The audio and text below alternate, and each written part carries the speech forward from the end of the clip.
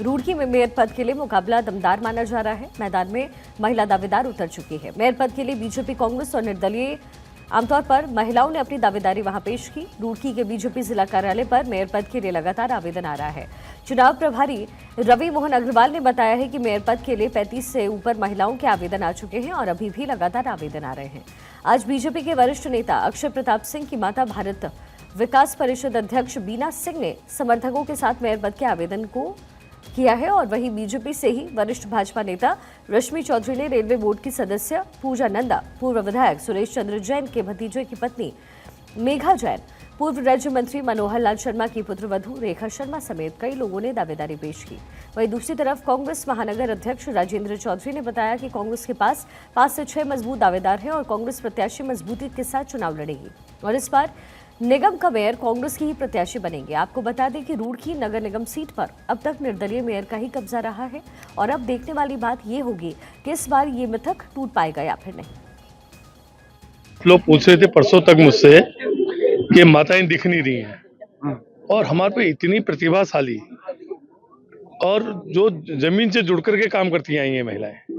ऐसा नहीं कि भारतीय जनता पार्टी में महिलाओं की कमी है, बहुत महिलाएं हैं हमारे पास और सशक्त है, कार्यकर्ता है, काम करने वाली हैं, विजन वाली हैं। सबके पास अपना अपना विजन है।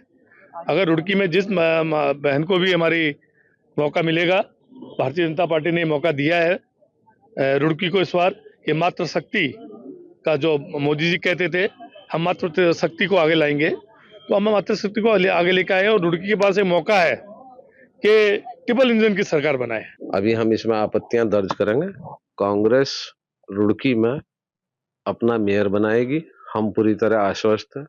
महिला हो, जनरल हो, पिछड़ी जाति हो, पिछड़ी महिला हो या फिर SC ST के लिए रिजर्व हो, रुड़की में इस बार मेयर कांग्रेस का बनेगा। मुझे उम्मीद है कांग्रेस पूरी टीम एक साथ जुट के जनता के सवालों के साथ जनता के बीच जाएगी और रुड़की में कांग्रेस का मेयर बनेगा, जो रुड़की के विकास का मेयर बनेगा। मैं सबसे पहले धन्यवाद देना चाहूंगी जो है धामी जी का, जो हमारे जो है मुख्यमंत्री जी हैं, और मोदी जी का, कि कम से कम महिलाओं को जो पर्दे के पीछे से इतने महत्वपूर्ण कार्य करती आई हैं आज तक, उनको जो है आज पर्दे के आगे आकर जो है अपना आगे आने का मौका मिला और जो है कुछ कर दिखाने का जो है जज्बा उनके अंदर पहले से ही, बहुत पहले से ही रहता है।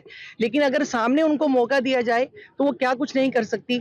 ये अब मौका उन्होंने दिया, उनके लिए मैं बहुत बहुत उनका आभार प्रकट करती हूँ। अगर मेरे पे भरोसा जताया जाता है तो मैं बिल्कुल उस पर खरी उतरने की पूरी कोशिश करूंगी, क्योंकि रुड़की मेरा अपना शहर है, यहीं पर मैं जन्मी हूँ, यहीं पर विवाह हुआ है, तो हर एक कोने को मैं बहुत अच्छे से जानती हूँ और मैं ये जानती हूँ कि कहाँ किस तरीके से कार्य को करना है, क्या कार्य कहाँ पर अच्छी तरीके से संभव हो सकता है। तो सभी के लिए मैं यहाँ पर विकास करना चाहूंगी, मेरी बहनों के लिए, मेरी माताओं के लिए और सभी के लिए कुछ ना कुछ ऐसा करें कि रुड़की का विकास हो, रुड़की जो है आगे निकले और इसी तरीके से सभी लोग मिलजुल करके यहाँ पर रहें। ये जो मेरी दावेदारी है वो मैं लॉन्ग टाइम से, मतलब 20 सालों से जनता के बीच में हूँ, कनेक्ट हूँ, मैं डोर टू डोर कनेक्ट हूँ मैं, मतलब 20 सालों से। तो मैं अपने शीर्ष नेतृत्व का भी बहुत धन्यवाद करती हूँ, अपने उत्तराखंड सरकार का भी धन्यवाद करती हूँ कि जो 33% का जो आरक्षण था वो इम्प्लीमेंट हुआ है कंप्लीटली। अभी हरिद्वार में भी महिला सीट हुई है ओबीसी और रुड़की की भी महिला सीट हुई है। तो महिलाएं जो हैं, आप ये देखिए कि हमारे नरेंद्र मोदी साहब ने पूरा, आप ये देख लीजिए पूरे भारतवर्ष में जो अहम पद हैं, राष्ट्रपति हमारी महिला हैं, तो महिलाओं को बहुत सम्मान दिया है उन्होंने। पार्टी से टिकट मांग रहा हूँ, मेरी वाइफ इलेक्शन लड़ेगी, प्रबल दावेदार है और 2003 में पूर्व सभासद है, नच्छी मोहल्ले से माहीग्राम से उन्होंने इलेक्शन जीता था और पढ़ी लिखी और ईमानदार है और लोगों की सेवा बहुत की है हमने। हमारी पार्टी हमें टिकट देगी और हम जनता के बीच में जाएंगे और जनता का आशीर्वाद लेंगे। आज रुड़की के आरटीओ कार्यालय में एक विशेष रक्तदान शिविर का आयोजन हुआ है। इसका उद्घाटन जॉइंट मजिस्ट्रेट रुड़की आशीष मिश्रा ने किया और इस शिविर का उद्देश्य जरूरतमंद मरीजों के लिए रक्त की उपलब्धता सुनिश्चित करना और समाज में रक्तदान के प्रति जागरूकता बढ़ाना है। इस दौरान परिवहन विभाग के कर्मचारियों ने भी रक्तदान किया। जॉइंट मजिस्ट्रेट ने कहा कि लॉकडाउन के दौरान ब्लड बैंकों में रक्त की कमी होने पर मरीजों को परेशानी का सामना करना पड़ा। रक्तदान महादान है, इससे किसी की जान बचाई जा सकती है, इसलिए समय समय पर सभी को रक्तदान करना चाहिए। मैसेज देने की कोशिश की है कि ज़्यादा से ज़्यादा संख्या में जो भी एलिजिबल लोग हैं वो रक्तदान करें और आपके एक रक्तदान से जो है कई लोगों को जो है फ़ायदा मिलता है। ब्लड के जो है डिफरेंट पार्ट्स होते हैं, प्लेटलेट्स है, प्लाज्मा है और आरबीसी है, तो हर एक पार्ट का जो है अलग मतलब कि एक ब्लड के रक्तदान से जो है ना कम से कम 4-5 लोगों को फ़ायदा पहुँचाया जा सकता है। तो एक जो रक्तदान है वो महादान जैसा बोला गया है। तो उसी को प्रेरित करने के लिए जो है आज एक शिविर का आयोजन किया गया। आप एक्सीडेंट्स में अपना खून बहाने से अच्छा है, ये खून बहुत कीमती है, इसको किसी के जीवन बचाने में लगाएं। तो उसी के उसमें हमने आज उपलक्ष्य में हमने एक जॉइंट मजिस्ट्रेट सर के आदेशानुसार एक रक्तदान शिविर का आयोजन किया, जिसमें हमारे स्टाफ ने, पब्लिक ने बढ़ चढ़ के हिस्सा लिया है और हमारी औरों से भी गुजारिश है, पूरी जनता से गुजारिश है कि आप अपने जीवन में रक्तदान जरूर करें, क्योंकि ये बहुतों की जीवन बचाने में सहयोगी होता है। हल्द्वानी में नगर निगम की तरफ से अतिक्रमण हटाओ अभियान चलाया गया है और इस दौरान सिटी मजिस्ट्रेट एपी वाजपेयी ने नेतृत्व में नगर निगम की टीम जेसीबी लेकर के बरेली रोड गांधी चौराहे के पास पहुंची, जहां सड़क और फुटपाथ पर अतिक्रमण करने वाली दुकानों को जेसीबी से ध्वस्त किया गया। सिटी मजिस्ट्रेट ने बताया कि दुकानदारों को पहले ही अतिक्रमण हटाने के लिए अवगत करवाया गया था, लेकिन उनके द्वारा अतिक्रमण नहीं हटाया गया, तो आज अभियान के तहत कार्रवाई की गई। जो हमारा नैनीताल बरेली मुख्य मार्ग है, गांधी स्कूल के पास, यहाँ पर जो दुकानें हैं इनके द्वारा फुटपाथ को पूरा कवर किया गया था और फुटपाथ के साथ साथ जो हमारी सड़क है उस पर भी व्यापार ये लोग कर रहे थे। बीच में लगभग 1-1.5 महीने पहले ये शिकायत हमें प्राप्त हुई थी, नगर निगम के माध्यम से यहाँ पर अधिकारियों के द्वारा उन्हें सचेत भी किया गया था और अपना अतिक्रमण हटाने के लिए कहा गया था, लेकिन उसके बाद भी कोई इसमें परिवर्तन न देखते हुए आज इसमें बलपूर्वक जितने भी आगे बढ़ाया गया वो अतिक्रमण हटाया गया। बागेश्वर में कैबिनेट मंत्री धन सिंह रावत एक दिवसीय दौरे पर पहुंचे और इस दौरान कपकोट विधानसभा में सरकारी प्रधानमंत्री श्री राजकीय आदर्श प्राथमिक विद्यालय में पहुंच करके बच्चों से उनकी समस्याएं सुनी और जल्द निवारण की भी बात कही। कैबिनेट मंत्री ने प्रधानमंत्री श्री प्राइमरी स्कूल के लिए 1 करोड़ 7 लाख की धनराशि स्वीकृत की है। उन्होंने कहा कि स्कूल की सफलता को देखते हुए मैं खुद यहां पर आया हूं, मुझे बुलाया नहीं गया। जिस प्रकार से सरकारी स्कूल पूरे प्रदेश में सुर्खियां और नजीर पेश कर रहा है, इस स्कूल में बच्चे प्रवेश के लिए प्राइवेट स्कूलों की तरह ही एंट्रेंस पेपर देते हैं। ये संदेश काफी है इस सरकारी स्कूल की शिक्षा गुणवत्ता बताने के लिए। वहीं शिक्षा मंत्री ने इस प्राथमिक स्कूल को 8वीं तक करने की मंजूरी दी और क्लास को स्मार्ट शिक्षा देने के लिए 26 कंप्यूटर्स देने की घोषणा की है। इसके साथ ही बच्चों को मुफ्त किताब और कॉपी स्कूल की तरफ से देने की भी घोषणा की गई है।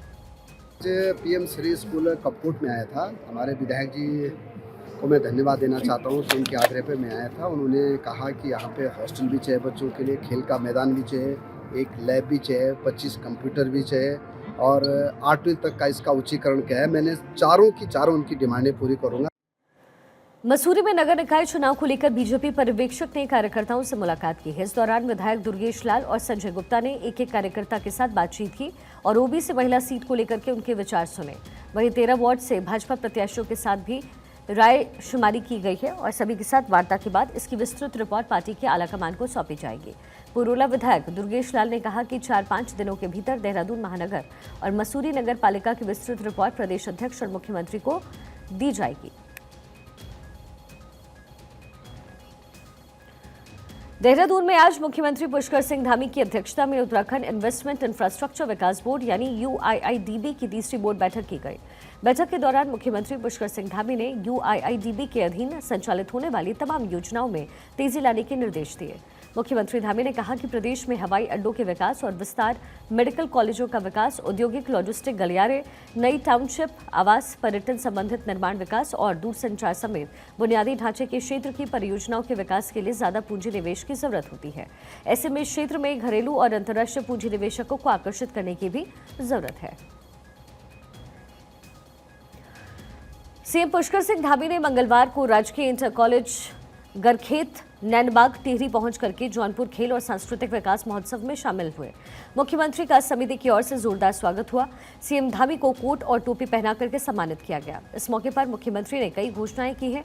द्वारगढ़ से हिंगोती भद्रराज मंदिर तक 6 किलोमीटर मोटर मार्ग निर्माण, खास कुदाऊ होते हुए स्वेलचक तक 4 किलोमीटर मोटर मार्ग निर्माण, गरखेत में स्थार हेलीपैड निर्माण और जौनपुर खेल और सांस्कृतिक विकास महोत्सव को राजकीय मेला घोषित करने की घोषणा हुई है। मुख्यमंत्री ने कहा है कि महोत्सव द्वारा खेल विकास, लोक संस्कृति और परंपराओं को पीढ़ी दर पीढ़ी आगे बढ़ाने का काम किया जा रहा है। मोरी ब्लॉक के सिंगतूर में आराध्य देव दानवीर कर्ण महाराज की डोली 24 साल के बाद गैंचवाण गांव पहुंची है और इस दौरान ग्रामीणों ने कर्ण महाराज की डोली का भव्य स्वागत किया। साथ ही उनके दर्शन और पूजन कर क्षेत्र की सुख समृद्धि की कामना की गई। ये डोली अगले महीने तक के प्रवास पर रहेगी। कर्ण महाराज की डोली के साथ शैले महाराज और मां रेणुका की डोली भी विराजमान रही है। आपको बता दें कि मोरी ब्लॉक के देव दानवीर कर्ण महाराज 29 गांव के आराध्य देव माने जाते हैं। कर्ण महाराज हर साल अपने पौराणिक मंदिर देवरा गांव से 3 महीने के बारी बारी इन गांव में प्रवास करते हैं। ग्रामीणों ने कहा है कि 24 साल बाद जब क्षेत्र के आराध्य दानवीर भगवान कर्ण गैंचवाण गांव में पहुंचे तो तकरीबन 10,000 से भी ज्यादा लोग उनके आशीर्वाद लेने के लिए आए। ये 24 वर्षों में यहाँ पर जो है गैंचवाण गांव अपना चित्तूर पट्टी का, और ये हमारे थोकदार लोग भी है, मुखिया गांव अपने पट्टी का। 24 वर्षों में यहाँ पर ये बरमास जो होती है हमारी, 24 वर्षों में यहाँ पर कर्ण महाराज यहाँ पर आए।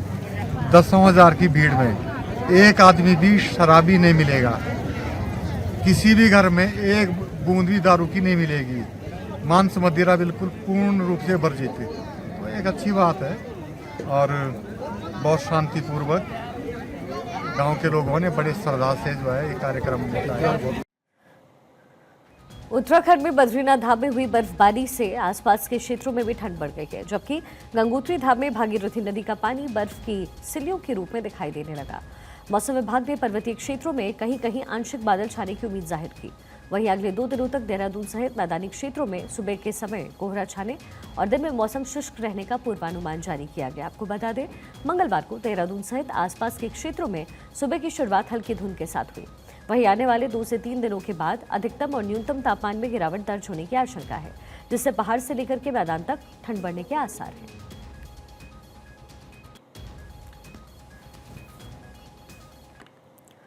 उत्तराखंड को 34 नए क्षेत्रीय युवा कल्याण और प्रांतीय रक्षक दल अधिकारी मिल गए हैं। मंगलवार को सीएम आवास में मुख्यमंत्री और खेल मंत्री रेखा आर्या ने नवनियुक्त अधिकारियों को नियुक्ति पत्र दिए हैं। इसके साथ ही गृह विभाग के तहत 11 लैब असिस्टेंट को भी नियुक्ति पत्र सौंपा गया। मुख्यमंत्री पुष्कर सिंह धामी ने सभी चयनित अभ्यर्थियों को शुभकामनाएं दी। उन्होंने कहा कि आज आपके जीवन की एक नई शुरुआत हो रही है। सभी चयनित अभ्यर्थी अपने कार्य क्षेत्र में पूरी लगन और ईमानदारी से काम करेंगे। मुख्यमंत्री ने यह भी कहा कि पिछले 3.5 साल में सरकारी सेवाओं में 19,000 से अधिक पदों पर नियुक्ति की जा चुकी है। सीएम धामी ने एक्स पर पोस्ट कर कार्यक्रम की तस्वीरें भी साझा की और लिखा कि नवनियुक्त अभ्यर्थियों के उज्जवल भविष्य की कामना मैं करता हूं।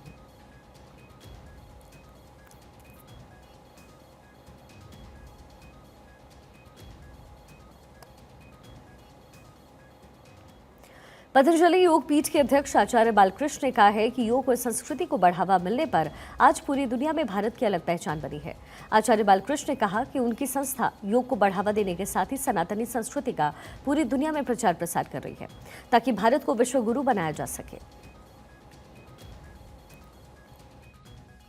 विश्वव्यापी बनाने का एक हमारा लक्ष्य था, उसी के लिए उसकी स्थापना हुई है और आज हमें यह सोच कहीं ना कहीं हमें शकुन प्रदान करता है कि आज पूरे विश्व में कहीं ना कहीं किसी न किसी रूप में पतंजलि का यह अभियान पहुंच रहा है और लोग आज हमारी जो विरासत की जो गौरव है योग आयुर्वेद के माध्यम से जुड़ करके लोग अपनी संस्कृति के साथ जुड़ रहे हैं। और अब खबर हल्द्वानी से है, जहां पर बहुप्रतीक्षित जामरानी बांध परियोजना का कुमाऊं कमिश्नर दीपक रावत ने स्थलीय निरीक्षण किया। बांध परियोजना कार्य को लेकर के परियोजना अधिकारियों से विस्तृत इन्फॉर्मेशन ली गई। तकरीबन 3,700 करोड़ की लागत से बनने वाला जामरानी बांध 10 किलोमीटर लंबा और 150 मीटर ऊंचा होगा। बांध का काम 2029 तक पूरा होना है और अभी 2 कॉफर डैम और टनल बनाने की तैयारी चल रही है, जिससे स्थायी बांध बनाने की तैयारी की जा सके। कुमाऊं कमिश्नर ने अधिकारियों से कहा है कि सभी विभाग सामंजस्य बना करके प्रोजेक्ट को तय समय पर पूरा करें। कुमाऊं का ये बहुत ही इंपॉर्टेंट प्रोजेक्ट है, जिसकी कॉस्ट लगभग 3700 करोड़ के आसपास है और इससे जो हमें फ़ायदा होगा, एक तो इरिगेशन के क्षेत्र में होगा और दूसरा जो हल्द्वानी की जो ड्रिंकिंग वाटर की प्रॉब्लम्स हैं उसमें बहुत ज़्यादा एक तरह से आप जानते हैं कि इम्प्रूवमेंट होगा और पानी ज़्यादा मिलेगा। ये प्रोजेक्ट जो कंप्लीट होना है 2029 तक इसको पूरा होना है। आज हम साइट पे देखने आए थे। कुल मिला के जो काम होंगे, एक तो जो डैम है वो तो बनेगा जिसकी लगभग 150 मीटर इसकी हाइट होगी और पूरे 10 किलोमीटर के इलाके में एक बड़ी झील भी बन जाएगी जिससे इस पानी को